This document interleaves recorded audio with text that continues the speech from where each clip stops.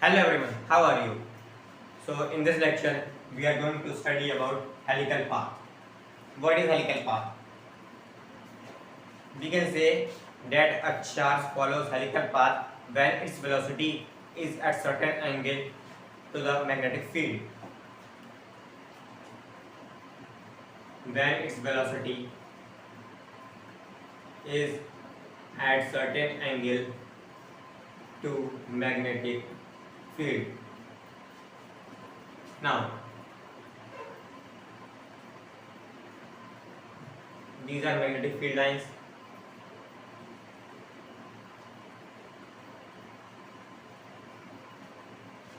This is our uniform magnetic field. This is our uniform magnetic field.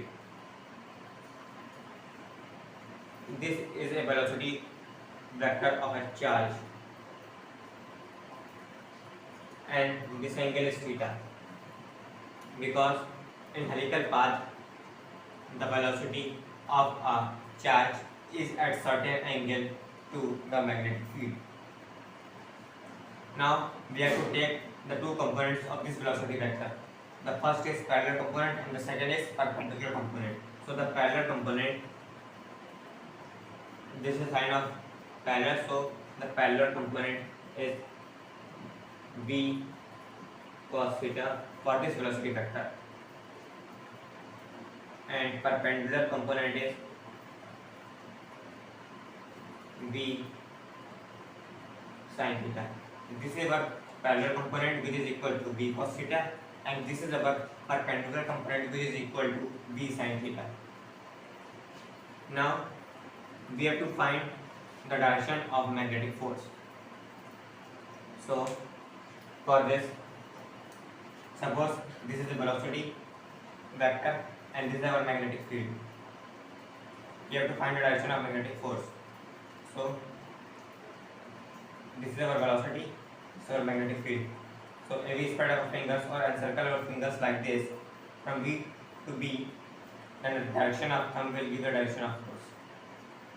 So direction of force is into the plane. So direction of force is into the plane.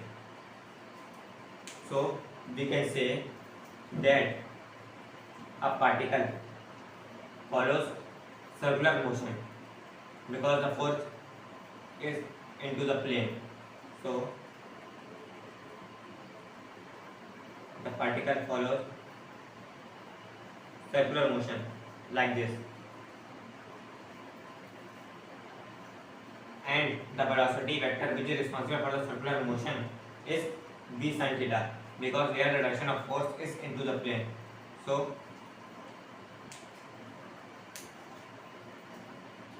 this vector which is v sin theta is responsible for the circular motion which is in this direction like this, which is like in this direction like this. If the direction of force is into the plane, this component is responsible for circular motion, and this vector is responsible for the movement of particle in the x-axis. So our final path is like this: uniform motion, uniform circular motion like this, and in the positive x direction like this.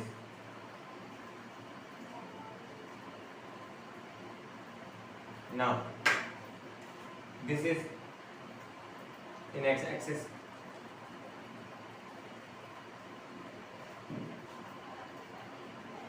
and the force is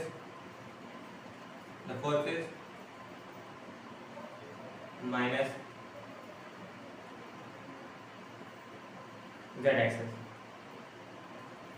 The force is in minus z-axis, and the magnetic field is in x-axis, and this component is in y-axis. So this vector is responsible for circular motion. So we can say that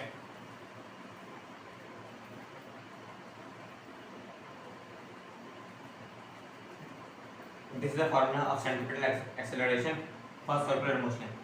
Here I have written v perpendicular, which is the perpendicular component of the velocity vector v, because this is the vector which is responsible for the circular motion of a particle. So m v perpendicular square divided by r is the radius, which is equal to, now F equals to q v cross b. So the force is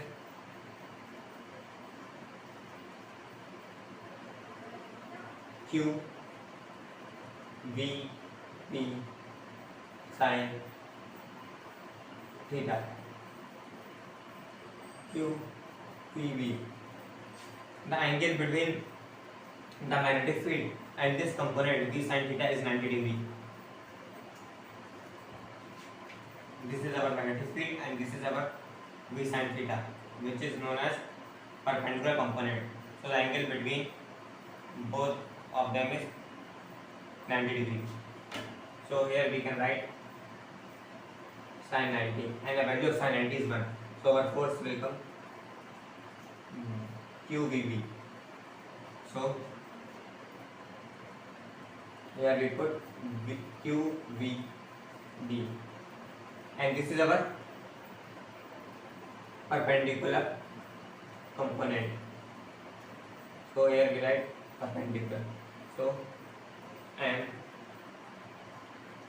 V perpendicular into V perpendicular divided by R equals to Q V perpendicular into V.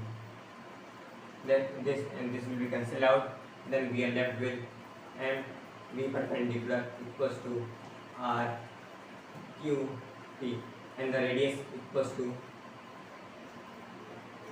N V perpendicular divided by Q V. So this is our radius for helical path. R equals to M perpendicular component of the velocity vector divided by QB.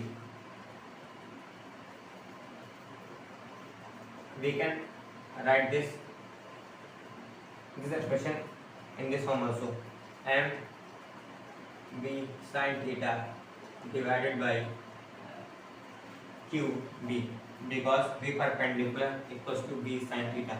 So this is our radius. Now we have to find the time.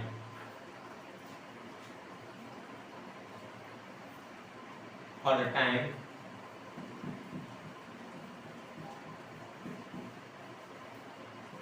now we are going to find time period.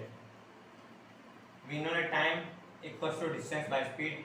So the distance covered in one revolution is 2 pi r, and the velocity is v perpendicular. We have to find the v perpendicular. So L equals to QVB. Here in this case the force equals to QVB, and centripetal force, and when we equate centripetal force with this force, then we get mv square divided by r equals to QVB. Then V perpendicular and V perpendicular will be cancelled out, and we are left with mv perpendicular equals to r q b. From here we find v perpendicular equals to r q b divided by m. So we substitute this expression in place of v perpendicular. So we get 2 pi r divided by r q b divided by m equals to, this m will go upside, and we get 2 pi r m divided by r q b. Then our time equals to, this r and this r will be cancelled out. The time equals to 2 pi m divided by qb. So this is our formula of finding the time period. Now we have to find the pitch.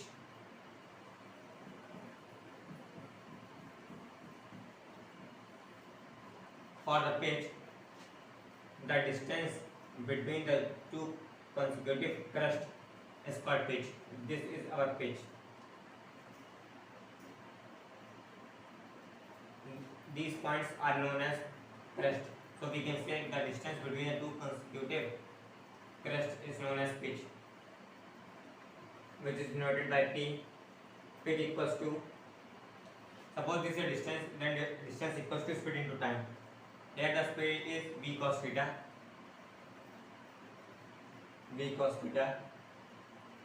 into